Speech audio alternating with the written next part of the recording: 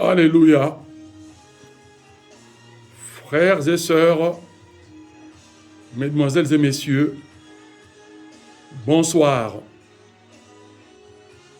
Je suis bienvenu Mavinga Nimi, docteur évangéliste et conférencier en ligne, toujours dans cet aspect évangélique, dans nos enseignements et discussions de sainteté, de fraternité, de meilleure citoyenneté mondiale, de l'acceptation de l'autre,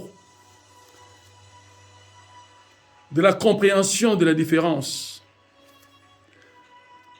de l'appréciation de la diversité.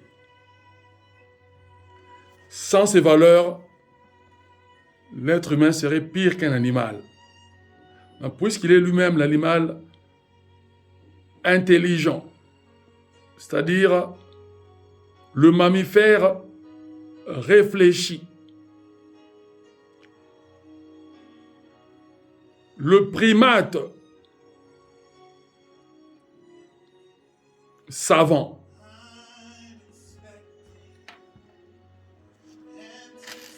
Alléluia. Nous allons parler dans cet enseignement de cette fin d'après-midi de l'amour. Qu'est-ce que l'amour? Pourquoi l'amour? Est-ce que l'amour est une illusion ou ce n'est que un prétendant fait ou un rêve chanté par des musiciens, déclaré par des poètes pour donner un faux espoir à l'humanité? Loin de là. L'amour est véritable, il est éternel, il est divin. Et nous allons parler de cet amour divin à travers l'être humain. Ainsi, l'intitulé de cet enseignement aujourd'hui, nous allons aborder la thématique l'amour éternel en nous. Pourquoi nous? Parce que nous sommes humains et non le reste de la classe animale qui ne vit que par l'instinct et la survie. Maintenant, cette biologie et zoologie, à la fois, l'être humain est le seul être qui vit le véritable sentiment amoureux, qui vit les meilleures expressions amoureuses, qui vit l'incompréhensible faits et actes de cet amour dont il est épris envers son semblable, dans un amour dit Eros, amour entre êtres humains de manière sincère. Et puis, qui est aussi en grec le philéo, amour intime entre personnes amicales, dans un concept de fraternité. Et aussi, l'essentiel, la base, la source de cet amour, c'est agapao teo, l'amour divin, l'amour éternel, parce que Dieu est éternel. Il est suprême, il est la personnification de l'amour et l'être de cet acte amoureux éternel. C'est pour cela que Dieu pardonne, il comprend nos faiblesses, il est compatissant, il a de la compassion, il a de la sensibilité de comprendre l'humain parce que il a créé l'humain comme son clone, le ressemblant dans tout ce qu'il est, dans son être intrinsèque et extrinsèque, c'est-à-dire son être le plus enfoui, le plus profond, intérieur et infini en lui-même, et puis aussi l'extrinsèque qui est son être extérieur, qui est aussi infini et dans ces deux profondeurs d'intérieur et d'extérieur de Dieu sont une infinité et une invisibilité. Mais Dieu se montre visible comment? Dans l'être humain. C'est pour cela que Christ disait toujours que celui qui m'a vu a vu le Père. Parce que lui-même est Dieu. Il est la parole de Dieu créatrice. Il est venu pour nous enseigner, humanité, cet amour qui est personnifié. Et il l'a personnifié dans l'être humain et non chez les animaux.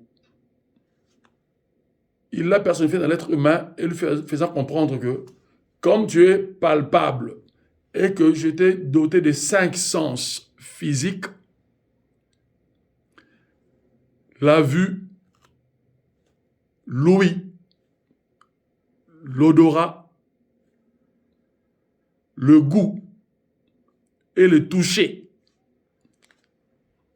dont la palpabilité de l'être humain et ses sentiments intérieurs et extérieurs, ses ressentiments, ce qu'il peut ressentir de l'extérieur comme de son intérieur. Mais de l'extérieur par rapport à qui? Et par rapport à quoi? Par rapport à son semblable d'abord, l'humain, et puis par rapport à son environnement, qui est la nature. Le fait d'avoir froid, on ressent une sensation de froideur ou de fraîcheur. Ainsi, de la même chose que avoir chaud. Mais quand on exprime une chaleur positive intérieure, c'est la joie, les bonnes émotions. Il y a aussi le contraire de cette chaleur, qui est la froideur intérieure, qui exprime l'amertume, les inquiétudes, les préoccupations négatives dans lesquelles l'être humain se perd dans ses pensées, se perd dans ses réflexions. Et puis, la dépression, etc., etc. Tout ce qui est négatif, qui est mortel, de manière psychologique et de manière aussi physique par rapport à la pathologie et aux pathologies, c'est-à-dire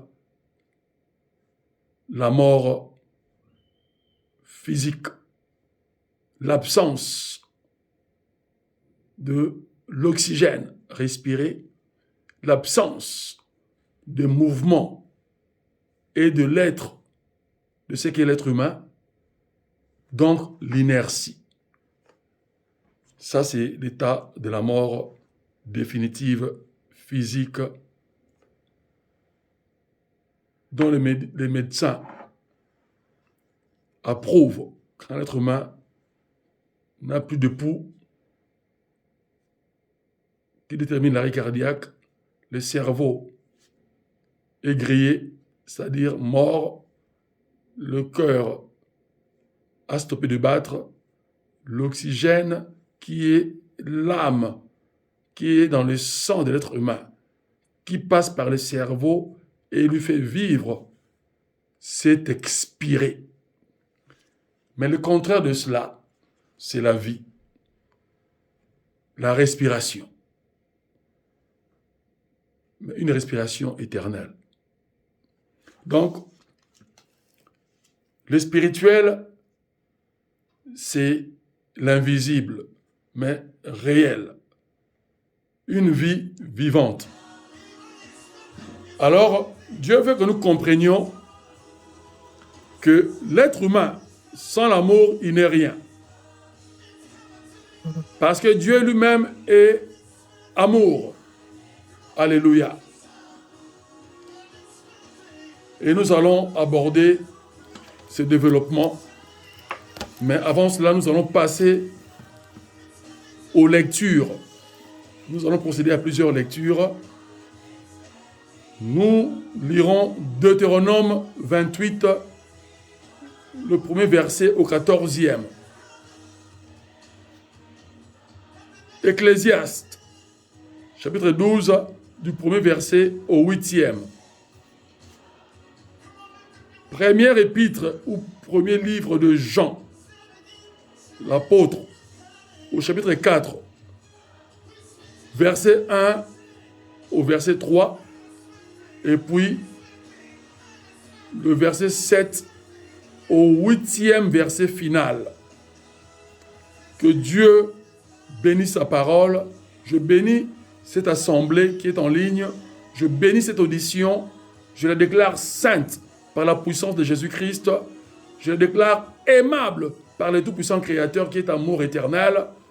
Et je la déclare bénie de Dieu et sauvée par Christ par sa foi. Parce que le fait même d'être agnostique ou athée, le fait d'être un chrétien immature ou qui est ballotté à tout vent de doctrine, qui n'a pas une stabilité dans sa vie chrétienne, qui a une influence sur le paganisme et la mondialisation, une mondialisation négative.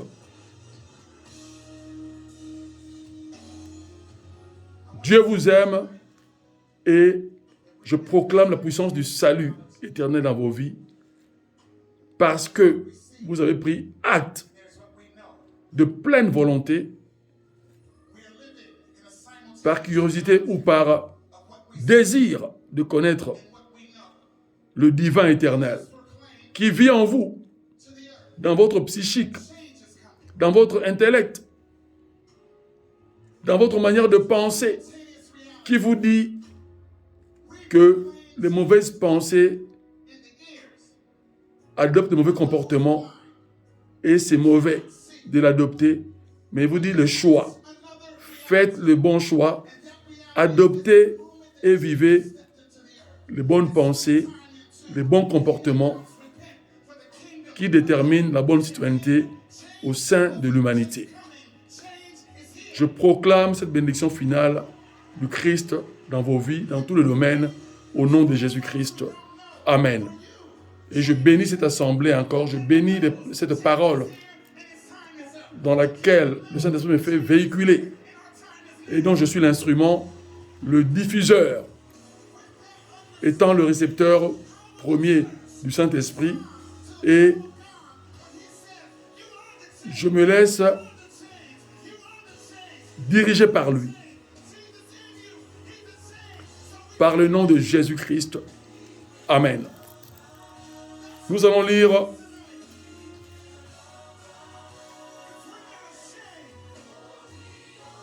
Deutéronome 28, 1 à 14. Dieu est extraordinaire et il le restera. Alléluia.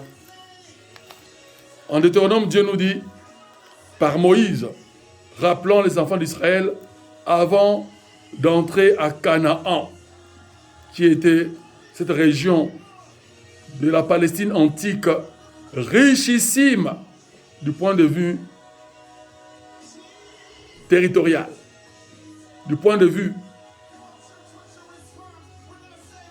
minière, richesse minière, or et diamants, et puis d'une richesse également agraire, c'est-à-dire un sol béni qui produit après culture, des cultures à profusion, de tout genre, et aussi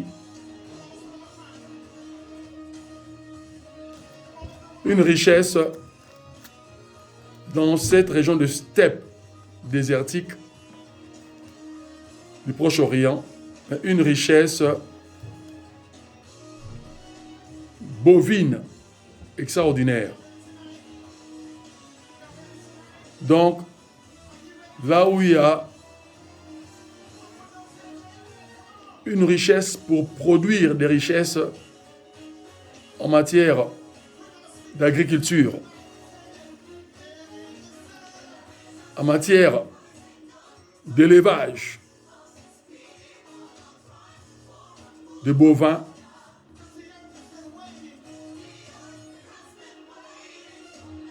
des moutons, etc.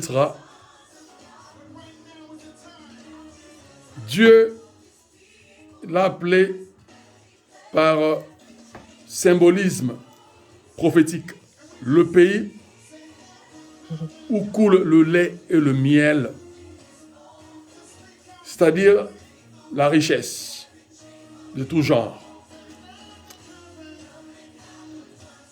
Moïse leur dit le décret divin et les intérêts divins au sein de l'humanité, pour que l'humanité, en commençant par les Israélites, les Juifs, et il faut savoir qu'ils n'étaient pas seulement tous Juifs, ils étaient un peuple mélangé, c'est-à-dire sémites. Parmi eux, il y avait des Noirs africains, il y avait les Arabes, qui sont leurs cousins palestiniens, et il y avait des Samaritains, des Juifs qui avaient fait des enfants avec des Égyptiens et qui les ont emmenés parce que les Juifs adoptent le matriarcat, donc le pouvoir et l'éducation d'élever des enfants par les femmes. Donc, c'est ainsi que, malgré leur paternité sur Abraham, mais pour la conception familiale, c'est le matriarcat. Par rapport à l'éducation des enfants. Mais sur leur éducation divine, c'est le patriarcat, donc le patriarche Abraham qui reprend le flambeau pour la continuité de la foi en Dieu. Alors Moïse, qui était le précepteur, le législateur de Dieu, dans ce temps-là, l'homme à qui Dieu a donné la loi, mais pourquoi? Pour régir Israël en loi. Une éducation, une pédagogie, pour qu'Israël s'améliore, pour qu'Israël fasse le bon choix, jusqu'à ce que Israël, après plusieurs siècles, puisse, dans cette attente-là, recevoir le Messie promis, qui était Jésus-Christ, et qu'il est pour l'humanité. Ici, il était question d'abord d'une bénédiction prémisse, source de bénédiction pour Israël, mais qui devait s'étendre sur toutes les nations parce que Dieu a béni Abraham et a fait de lui non seulement père d'Israël et des Juifs, quoique Abraham n'était pas juif, Il était irakien, à la fois iranien, mais Dieu a béni Abraham sur une bénédiction mondiale. Il a béni la descendance d'Abraham sur toutes les nations et peuples de la terre. Alors, cette bénédiction nous concerne aujourd'hui. Et jusqu'à ce que Christ reviendra, et jusqu'à ce que ce monde prendra fin. Alléluia. Chapitre 28, verset 1. Si tu obéis à la voix de l'Éternel. Deutéronome chapitre 28, verset 1er. Et le reste, je lis jusqu'au verset 14. Si tu obéis bien à la voix de l'Éternel ton Dieu, en observant et en mettant en pratique tous ses commandements, et que je te prescris aujourd'hui, l'Éternel ton Dieu te donnera la supériorité sur toutes les nations. Voilà la première bénédiction, c'est le plein pouvoir international, la suprématie mondiale pour ceux et celles qui feront confiance en Dieu et ceux qui font déjà confiance en Dieu, mais qui n'ont pas très bien compris le concept de cet amour divin dont nous parlons. Parce que l'amour divin est associé à la foi, c'est-à-dire cette confiance, la confiance, cet amour qui est la personne divine, trinitaire, Père, Fils et Saint-Esprit, qui est Christ aujourd'hui, notre Messie, et qui est venu habiter dans nos vies. Nous sommes devenus, nous tous, amours éternels. Parce que nous sommes fils et filles d'éternité. Alléluia. Enfants du Tout-Puissant Créateur. Princes et princesses d'éternité. Et puis, dans nos conquêtes, reines et rois. Du point de vue financier, du point de vue de la hiérarchie des pouvoirs, soit politiques, administratifs, économique, social, ecclésial, tous les pouvoirs qui régissent l'humanité. Dieu nous en a donné la supériorité par rapport au reste de l'humanité non chrétienne et qui sont dans l'exclusion de l'enfance et de l'héritage divin et éternel. Mais Dieu nous appelle tous à cet héritage et à cette enfance. Alléluia. Verset 2e. Voici toutes les bénédictions qui viendront sur toi lorsque tu auras cru en Jésus-Christ et qui t'atteindront. Il y a une attraction, une puissance attractive, un courant, le dynamos théo du grec, la puissance des dieux, un feu, une lumière qui va t'atteindre. Comme dans nos connexions Internet, etc.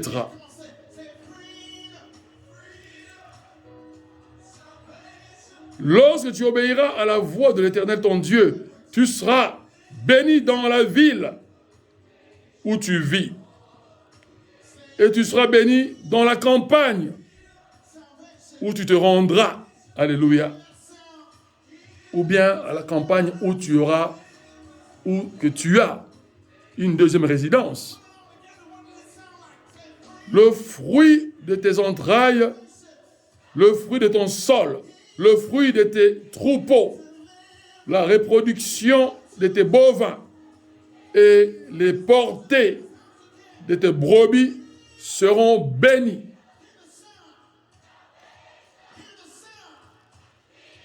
En matière d'agriculture, Israël était béni lorsqu'il a obéi à Dieu. Et aujourd'hui, cette agriculture de l'Antiquité est devenue de multinationales.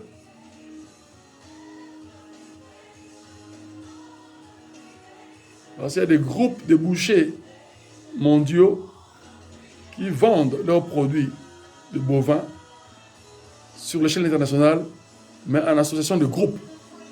Ce sont des corporations. Et ce sont des entrées de milliards annuels.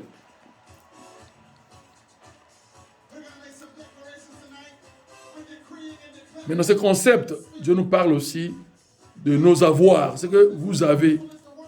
Le salarié qui n'est pas homme d'affaires ni femme d'affaires, Dieu va multiplier vos revenus. Comment? Par le même moyen, le même système bancaire, de crédit ou bien d'action. Dieu vous bénira en commençant à vous bénir par un travail stable. Et puis, il va fructifier ce travail stable. Il va le fructifier. Il va amplifier la bénédiction. Il va multiplier cette bénédiction pour que vous puissiez passer des salariés aux capitalistes. Mais des capitalistes humanistes, nobles, ceux qui sont des bons citoyens, qui prennent soin des autres, qui créent des emplois, alors que les gouvernements mondiaux enfreignent cela, enfreignent cette loi de donation d'emploi à tous. Alléluia. Vous protégerez les pauvres, les faibles. C'est pour cela que Dieu a besoin de vous, que vous soyez des capitalistes, mais dans un concept christique, divin,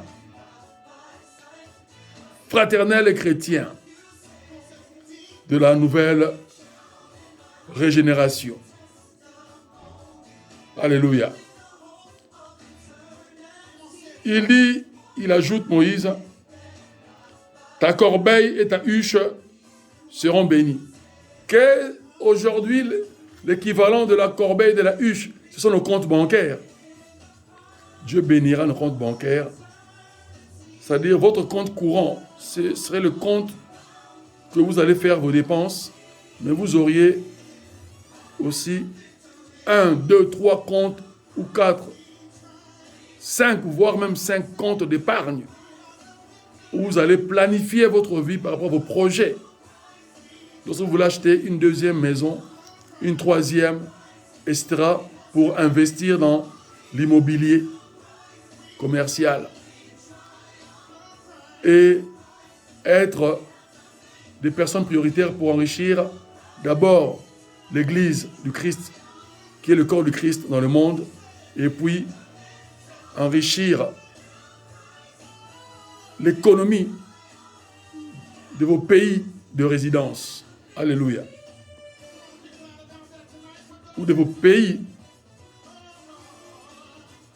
de natalité. Tu seras béni à ton arrivée, tu seras béni à ton départ. Donc la bénédiction de Dieu va t'accompagner dans toutes tes entreprises, dans tout ce que tu vas entreprendre, dans tes voyages, dans tes déplacements, de ta maison à ton travail et de ton travail à domicile ou bien dans d'autres endroits où tu te rendras. Alléluia. D'un pays étranger à l'autre, dans tes voyages de vacances ou d'affaires, dans tes voyages d'affaires divines, de consécration, où vous serez appelés à rejoindre d'autres séminaires, d'autres conventions, d'autres églises, pour commémorer Christ et financer l'œuvre du Christ. Alléluia.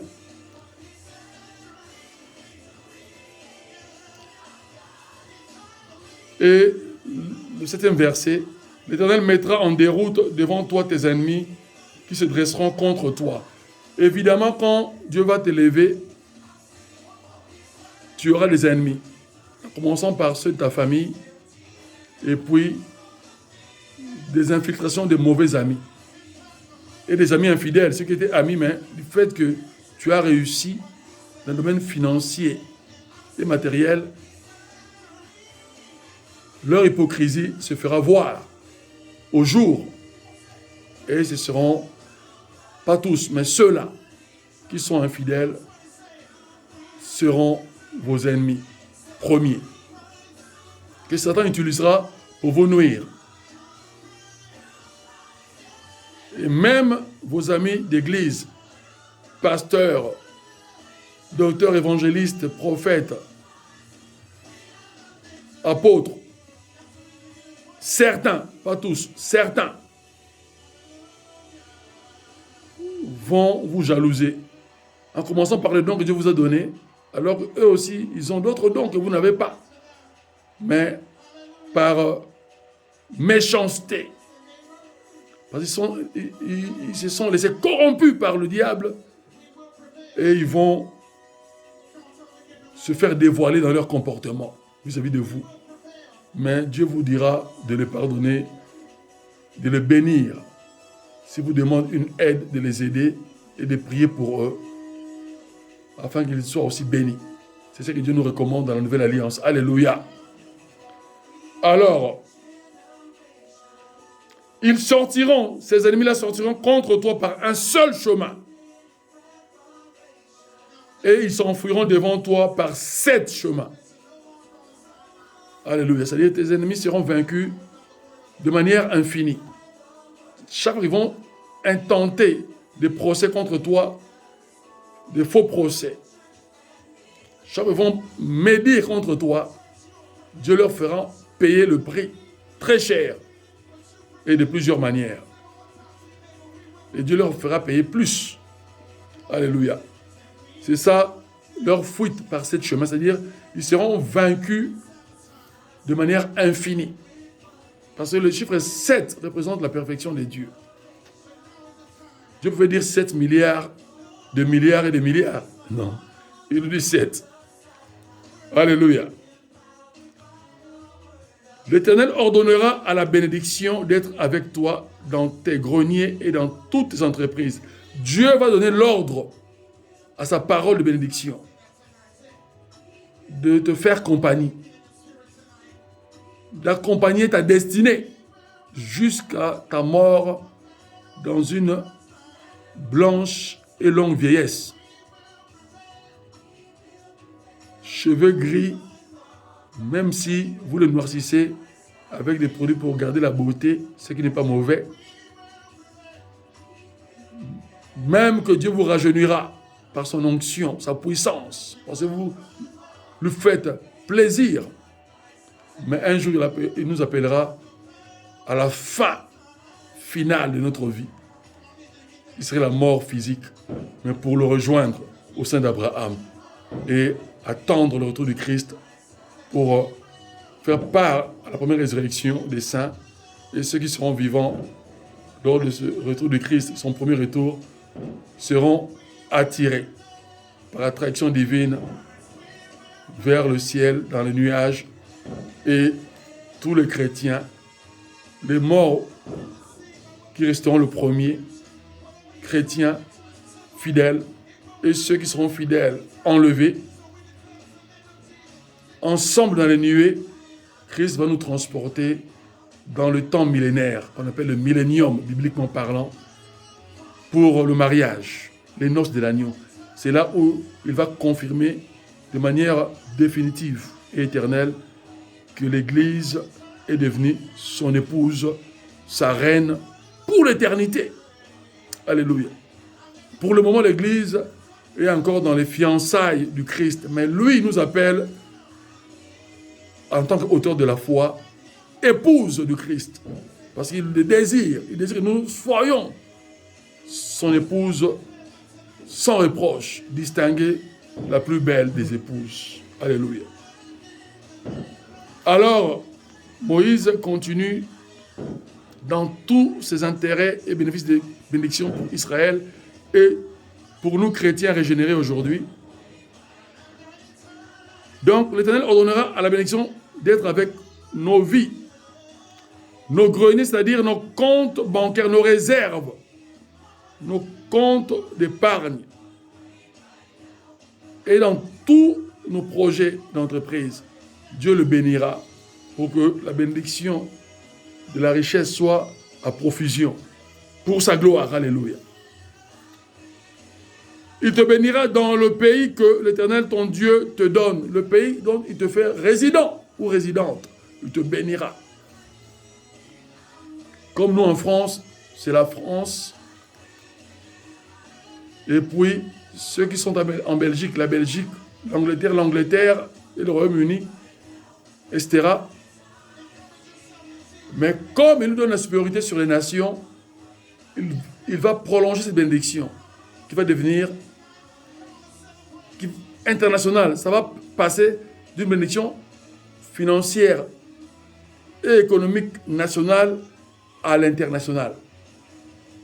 C'est là où toutes les frontières économiques nous seront ouvertes et nous serons accueillis avec grande acclamation, avec joie, parce que les chefs d'État vont nous envier pour enrichir leurs économies et conseiller leur direction politique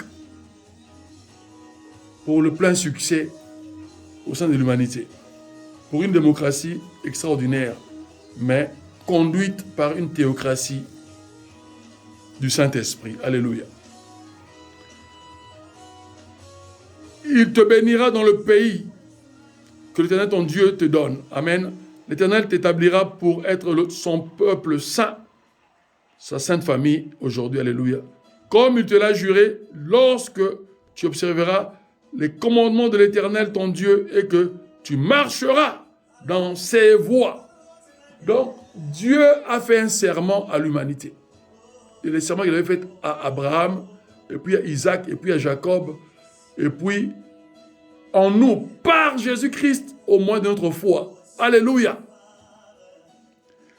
Tous les peuples de la terre verront que le nom de l'Éternel est invoqué sur toi. Ton témoignage sera en vue de tous. Alléluia. Et ils te craindront, c'est-à-dire ils te respecteront. Ils vont approuver cette noblesse divine en toi, cette bonne citoyenneté en toi. Alléluia.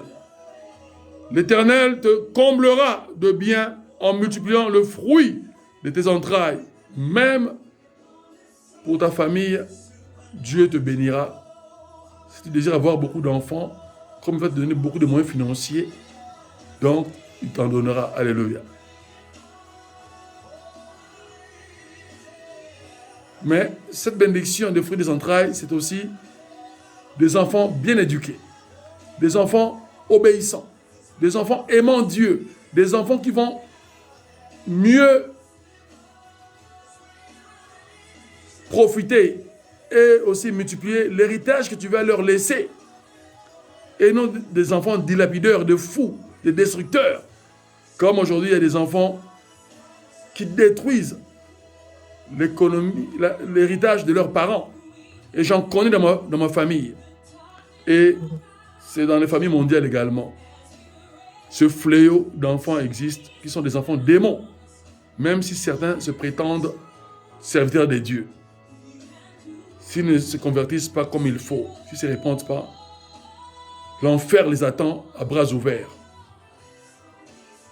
Parce qu'ils auront accepté la marque de la flétrissure satanique. Et ce seront des apostats invétérés. Mais Dieu leur tend encore la main pour leur repentance. Alléluia.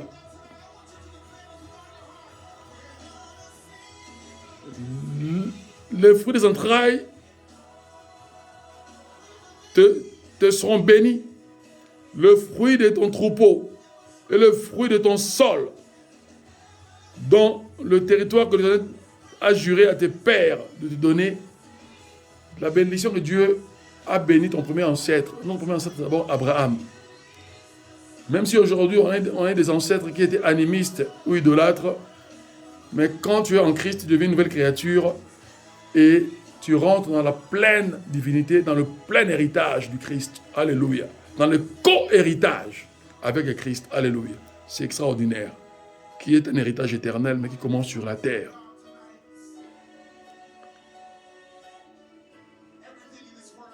Dieu dit, tous les peuples de la terre te respecteront, c'est-à-dire te craindront, c'est-à-dire cette crainte-là, c'est le respect et l'honneur.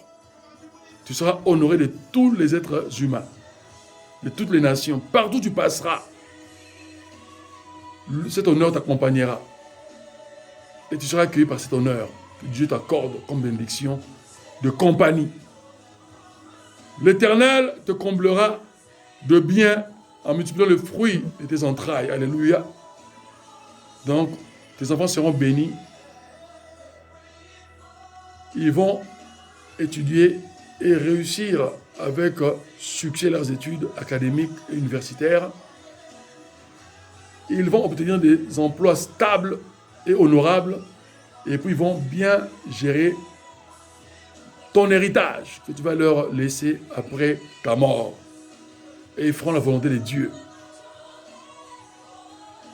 Alléluia. L'Éternel t'ouvrira son bon trésor, le ciel.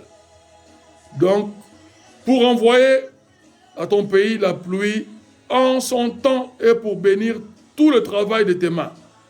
C'est extraordinaire. Dieu va ouvrir le ciel, son trésor céleste, qui est inépuisable et éternel. Il va l'ouvrir et fera pleuvoir cette bénédiction sur toi pour que tu sois celui qui enrichit l'économie de ton pays. C'est extraordinaire, alléluia. S'il y a des milliardaires satanistes, il y a aussi des milliardaires chrétiens régénérés. Et Dieu fait la distinction. Ceux qui sont du côté de Dieu sont plus riches, mais ils sont beaucoup plus effacés, humbles. Ils n'aiment pas qu'on parle d'eux dans les journaux pour enrichir les journalistes et les chaînes de TV. Et toute la paperasse d'imprimerie journalistique. Mais c'est pour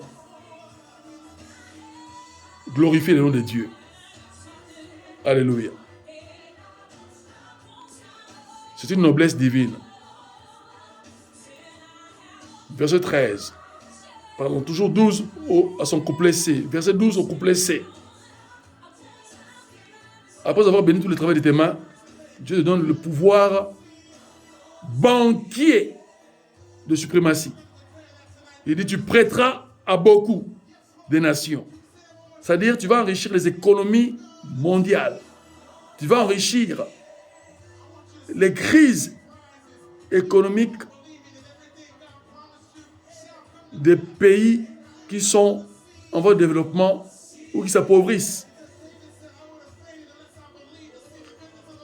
pour leur industrialisation et afin qu'il y ait des créations d'emplois que leurs gouvernements sont incapables de créer. Et toi, tu en seras cette aide potentielle à tous ces gouvernements mondiaux de pauvreté qui sont frappés par la crise économique du Covid-19 et le reste est de leur mégestion. Alléluia.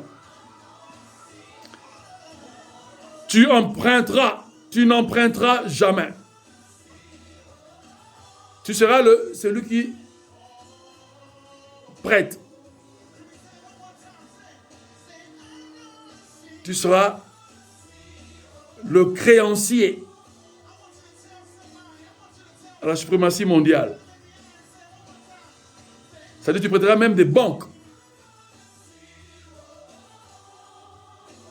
Mais toi, tu n'emprunteras pas. Jamais. Pourquoi? Parce que tu seras suffisamment riche et tu ne peux pas emprunter. Et cette bénédiction commence par ta vie. Mais Dieu va finaliser ça. Si tu ne la vis pas complètement, tes enfants vont vivre ça, tes petits-enfants, tes arrière-petits-enfants, jusqu'à 28 000 ans. Pardon, jusqu'à 25 000 ans. C'est-à-dire 1000 générations jusqu'à 25 000 ans. et de manière répétitive.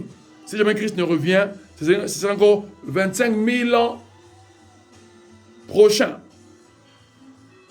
Donc, c'est extraordinaire. C'est extraordinaire, alléluia. C'est pour ça qu'il y a des grandes familles financières qui ont des pouvoirs financiers mondiaux. D'une part, c'est dû à cette grande bénédiction. Mais d'autre part, certaines familles ont triché, ils sont rangés du côté de Satan et ils ont perverti leur bénédiction.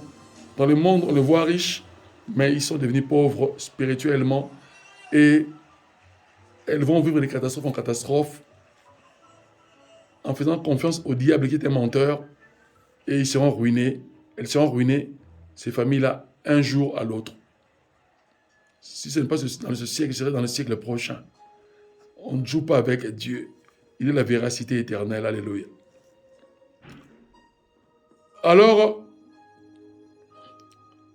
lorsque tu obéiras au commandement, verset 13, que l'Éternel ton Dieu te prescrit aujourd'hui, lorsque tu les observeras et les mettras en pratique. Il y a l'obéissance, il y a l'observation, c'est-à-dire les multiples méditations de cette parole de Dieu, les multiples exercices de cette foi en Dieu et de cette expression d'amour à l'égard des autres. La patience, le désir de voir les autres bénis aussi comme toi, etc., etc. Et puis tu vas être acteur de ces choses, donc tu vas les mettre en pratique. C'est là où tu vas soutenir les pauvres. C'est là où tu vas financer des orphelinats mondiaux. C'est là où tu vas financer les hôpitaux, ou en créer, en faire construire de nouveaux hôpitaux avec la haute technologie pour aider les médecins de mieux faire leur travail, de s'occuper des gens et de sauver des vies en matière pathologique. Alléluia.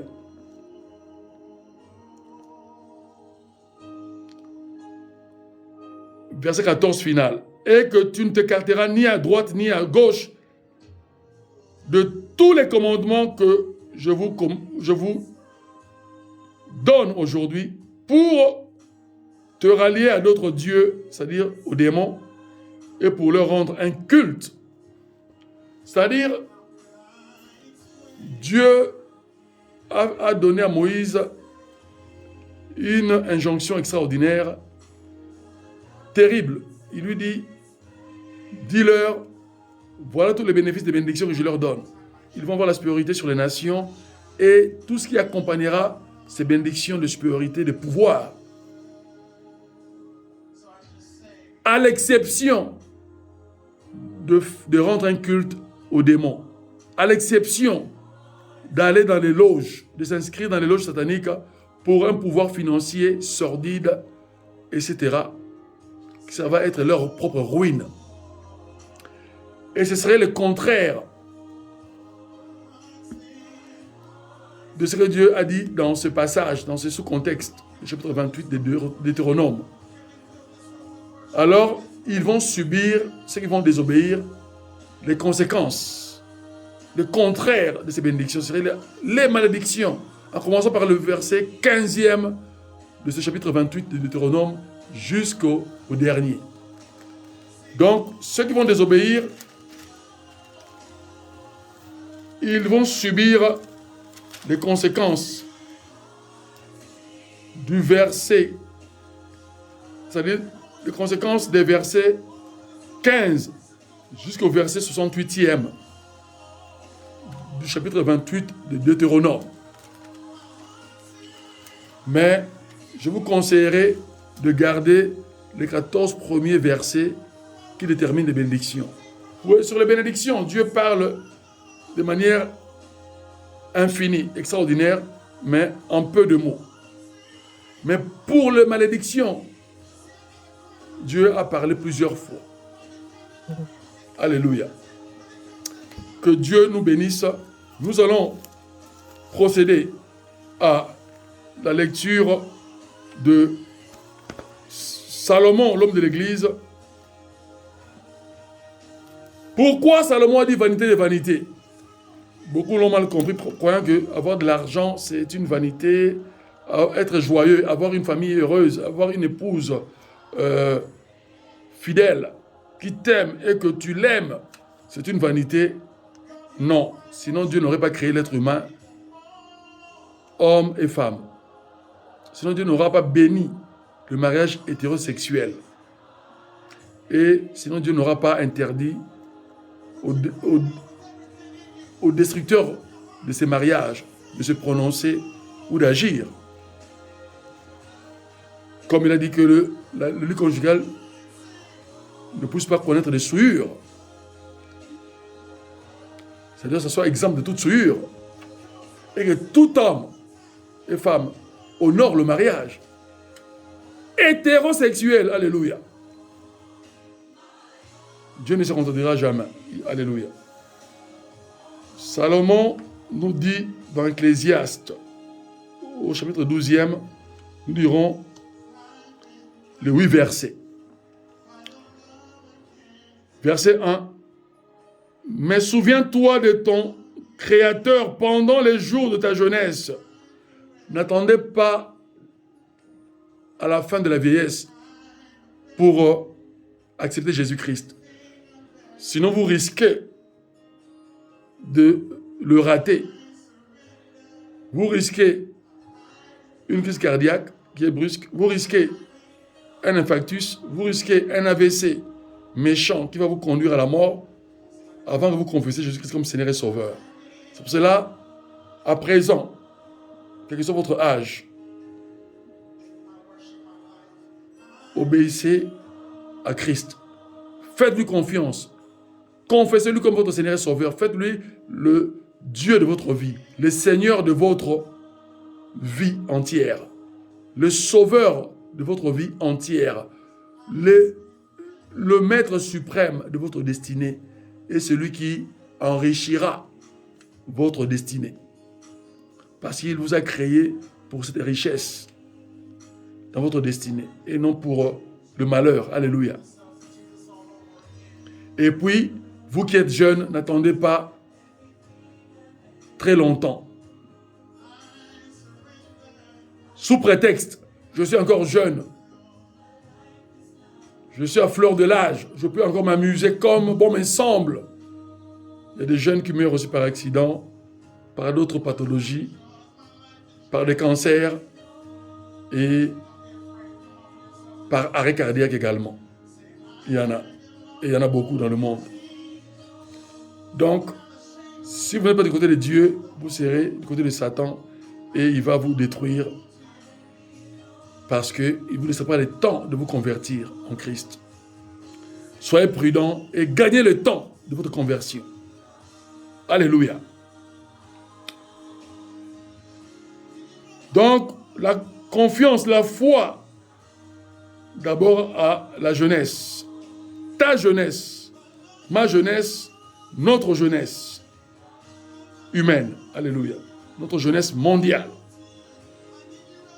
Pour avoir une vie de vieillesse, une génération de vieilles personnes stables et qui vont préparer une nouvelle jeunesse mondiale extraordinaire. Ainsi de suite. C'est un relais de bénédiction. Alléluia.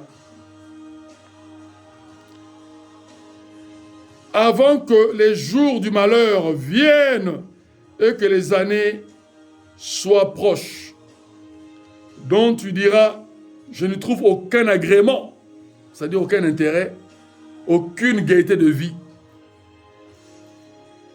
Si on n'est pas du côté de Dieu, ce serait le malheur, ce serait les malédictions qui vont en suivre.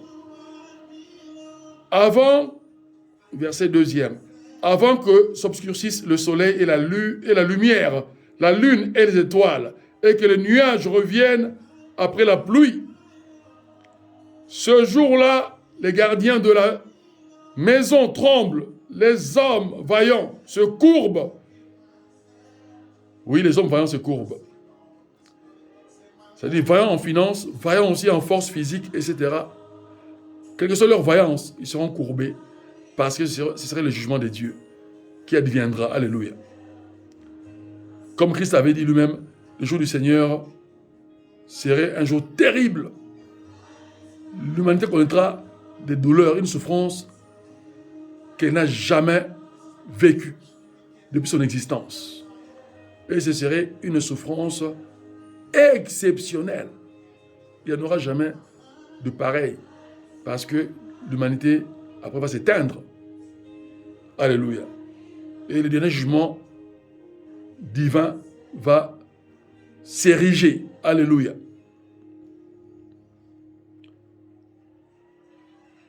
Celles qui doivent moudre s'arrêtent parce qu'elles sont devenues peu nombreuses. Ceux qui regardent par les fenêtres sont obscurcis. C'est-à-dire tout ce qui pratique la magie noire, la sorcellerie, les voyants, etc. La fenêtre diabolique, les visionnements sataniques. Ils ne vont plus avoir ces visions. Dieu va les éteindre. Alléluia. Et aussi tout ce qui pratique la malhonnêteté. Alléluia. Les 2 battants de la porte se ferment sur la rue quand s'abaisse le bruit de la meule. L'on se lève au chant de l'oiseau.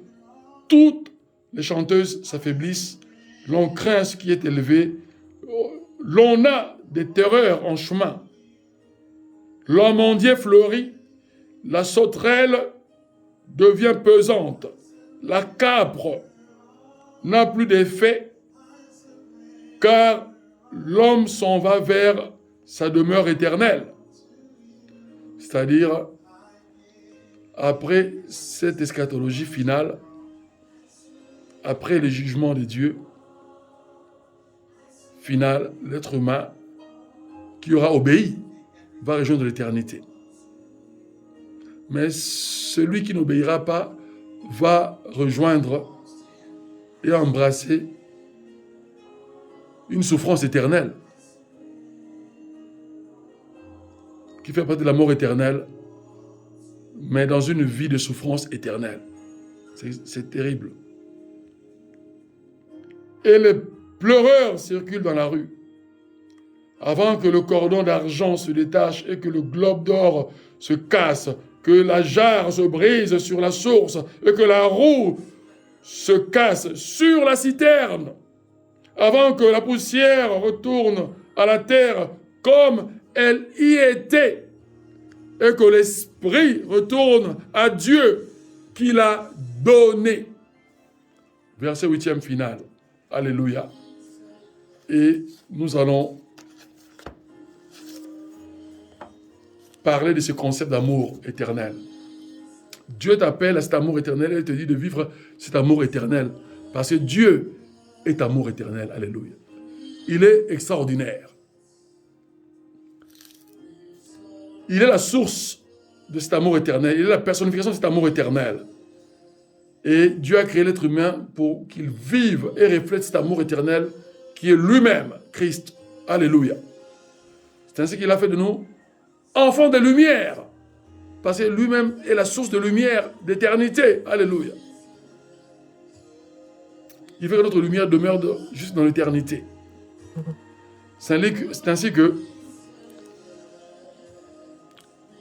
la première épître de Jean, chapitre 4, versets 1 à 3 et 7 à 8, que nous allons lire, notre dernière lecture de toutes nos lectures déjà lues.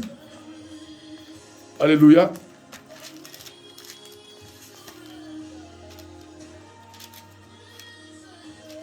Dieu est merveilleux. Alléluia. Qu'est-ce que Jean le Boanerges, fils du tonnerre que Christ lui a béni? Christ a béni Jean, l'apôtre qu'il estimait le plus de tous ses disciples, fils du tonnerre, c'est-à-dire le récepteur et le transmetteur des oracles de Dieu dans toute la divinité de Dieu, dans la plénitude de la divinité. C'est pour cela que l'évangile de Jean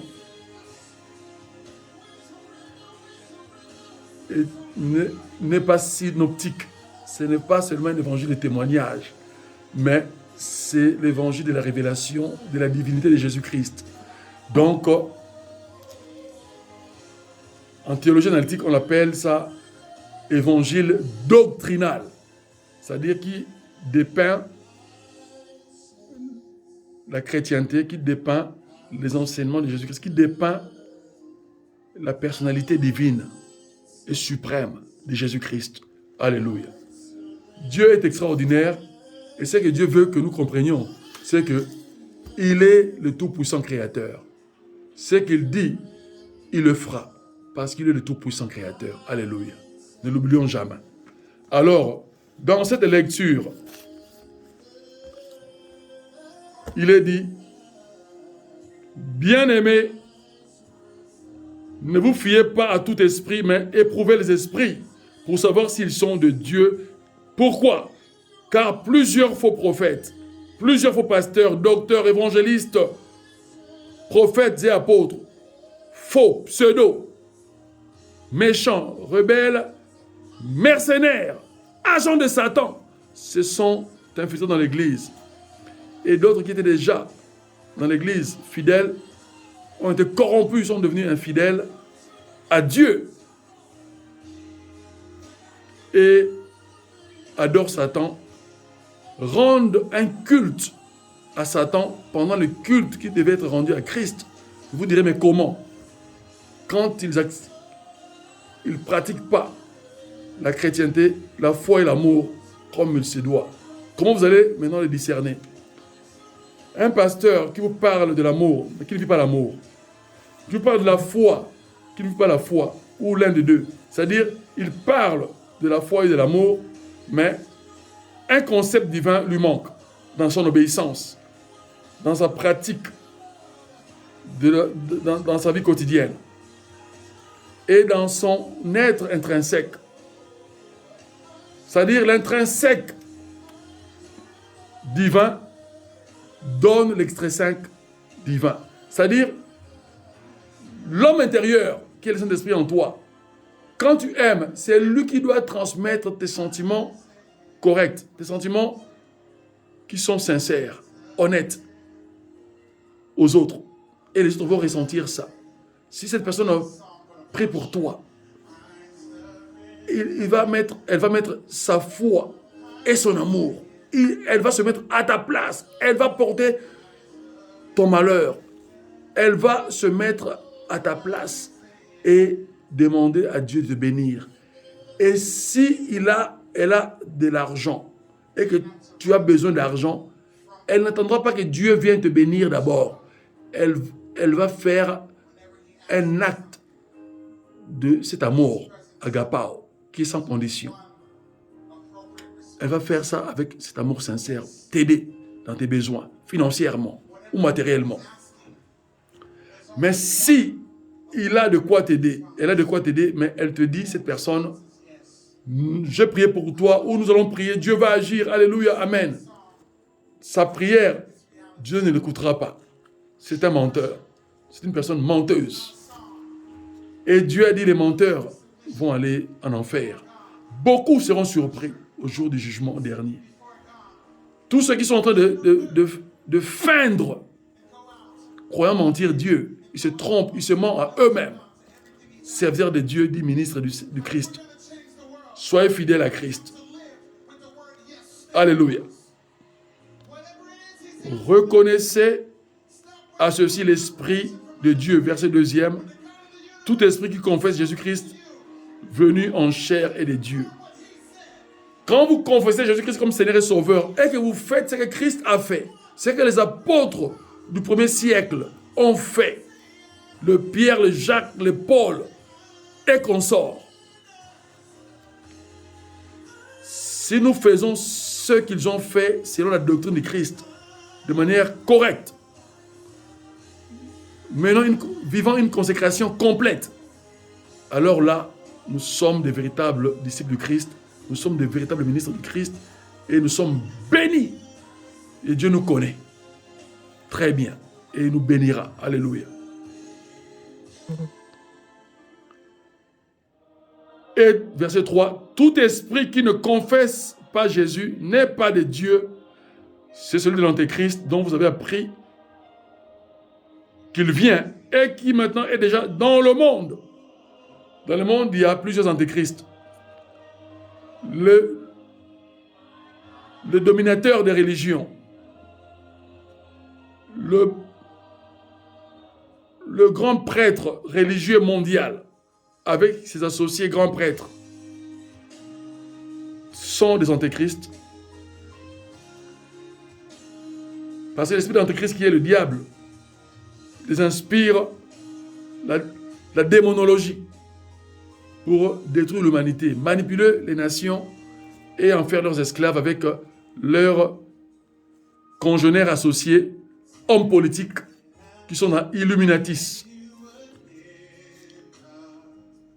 C'est-à-dire, il y a aussi des pasteurs régénérés qui ont rejoint ces loges sataniques d'Illuminatis par leurs différentes branches. Rose-Croix, franc-maçonnerie, cabale juive, etc. Maïkari, etc. Il y en a tellement nombreux. Mais qui est vraiment l'enfant de Dieu, celui qui vit l'amour agapao, l'amour de Dieu sans condition? Verset 7. Bien-aimés, aimons-nous les uns les autres.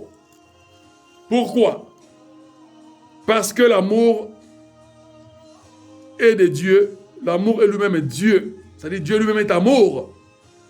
Si tu crois avoir Dieu en toi par le Saint-Esprit et que tu n'aimes pas de manière sincère et sans condition, tu conditionnes ton amour, tu tries, tu choisis ceux qui vont à tes intérêts personnels.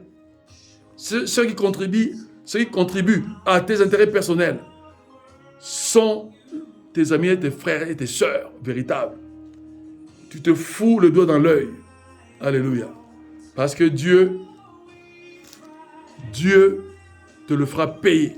Si tu ne veux pas te repentir, ministre de Dieu ou chrétien régénéré, quelque chose au niveau de spiritualité. Alléluia. Et de foi. Dieu nous appelle tous à cet amour sincère et à une foi sincère aussi. C'est une dualité qui ne font qu'une unicité de concept divin. Alléluia.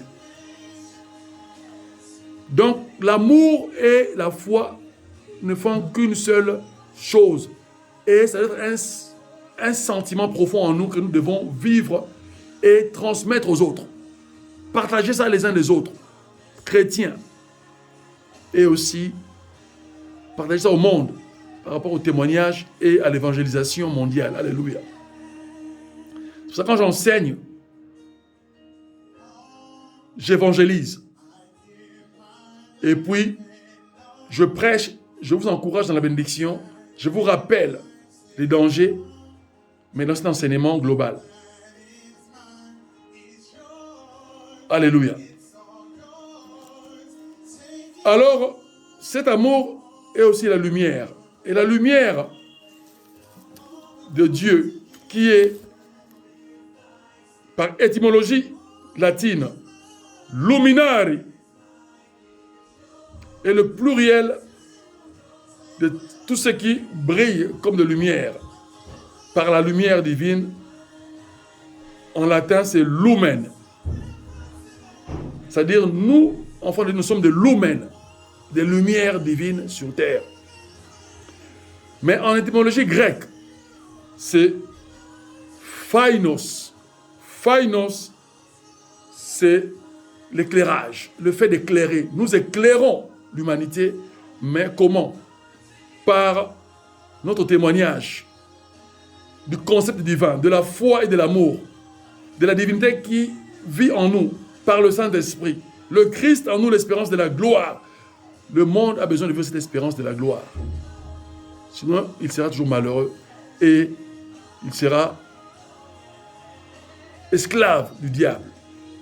Alors que Dieu nous donne le pouvoir de libérer le monde pécheur. Parce que l'humanité pécheur ne connaît pas la divinité.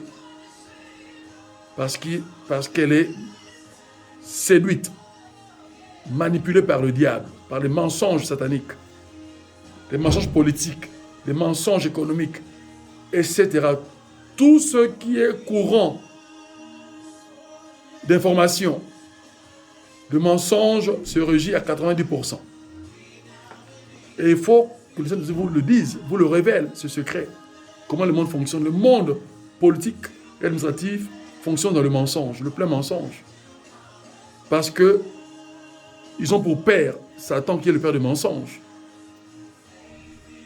Mais nous, notre Père éternel, c'est le Tout-Puissant, le Créateur. Celui qui a créé Satan, qui l'a condamné.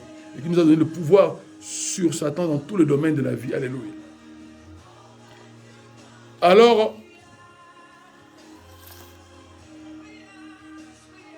il dit bien, aimons-nous les uns les autres, car l'amour est de Dieu. Et quiconque aime est né de Dieu et connaît Dieu. Si tu aimes sincèrement, tu connais Dieu, Dieu te connaît. Alléluia. C'est une symétrie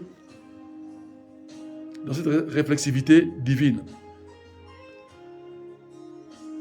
entre l'être humain et son Dieu et l'être humain entre êtres humains. Alléluia. Celui qui aime ou celle qui n'aime pas, alors le contraire, quand on n'aime pas, quand on est hypocrite, et qu'on dit qu'on aime ses frères et sœurs alors qu'on ne les aime pas, on se met en soi-même, on ne peut pas mentir Dieu. Qu'est-ce que Dieu dit dans cette révélation? Celui qui n'aime pas n'a pas connu Dieu, car Dieu est amour. Donc, si tu crois être un enfant du serviteur de Dieu et que tu n'aimes pas les autres, Dieu ne te connaît pas. Cela veut dire que tu ne connais pas Dieu. Alors, si tu ne connais pas Dieu, qui tu pries? Voilà la bonne interprétation. Qui tu pries, qui tu adores? Beaucoup prient celui qui n'est pas le vrai Dieu, croyant qu'il est le vrai Dieu. Ils prient le diable. Beaucoup prient, adorent et donnent de louanges et des offrandes. Pour ne pas parler de dîme qui est caduque au diable. Mais Dieu nous appelle à l'offrande. L'amour est d'abord un acte d'offrande. Je me donne à Dieu sans condition parce que Dieu s'est donné à moi sans condition. C'est pour ça qu'il m'a créé. Et puis, je me donne aux autres sans condition parce que Dieu me le demande. C'est ça le lien de la perfection, l'amour. Et il y aura aussi un retour de leur part. Si je les aime et qu'ils ne m'aiment pas, Dieu suscitera d'autres qui vont m'aimer. Mais Dieu me demandera de continuer à les bénir, à leur faire du bien, à continuer à les aimer. C'est ça ce que Dieu nous appelle dans la vie chrétienne. L'amour éternel en nous, c'est-à-dire qui vit en nous, qui se manifeste en nous, les uns des autres. Que Dieu nous bénisse, frères et sœurs. Nous clôturons en ce terme notre enseignement et n'oublions pas, nous sommes des phainos du grec, c'est-à-dire des éclaireurs. Mais venant du théophaios, venant du théophaios. Théophaios, c'est la lumière de Dieu. Phaios, du grec, lumière. Et puis, phainos, c'est les éclaireurs de cette lumière que nous sommes. Lumen, en latin, les éclaireurs de cette lumière qui est luminare Dio, Dieu de lumière. Alléluia. Que Dieu nous bénisse infiniment. Je prie que le Seigneur prenne soin de chacun de nous, tout un chacun qui est en ligne, suivant cette vidéo et cet enseignement. Hommes ou femmes, jeunes gens ou demoiselles, même certains enfants, soyez bénis.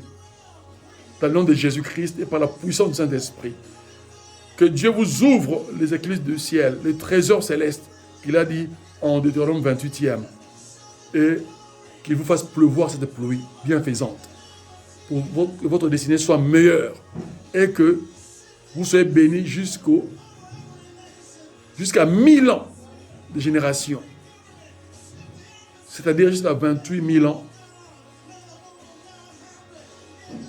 vos arrière petits-enfants en soient bénis et que Dieu s'en glorifie par Jésus-Christ, notre Seigneur et Sauveur. Je prie au nom de Jésus-Christ.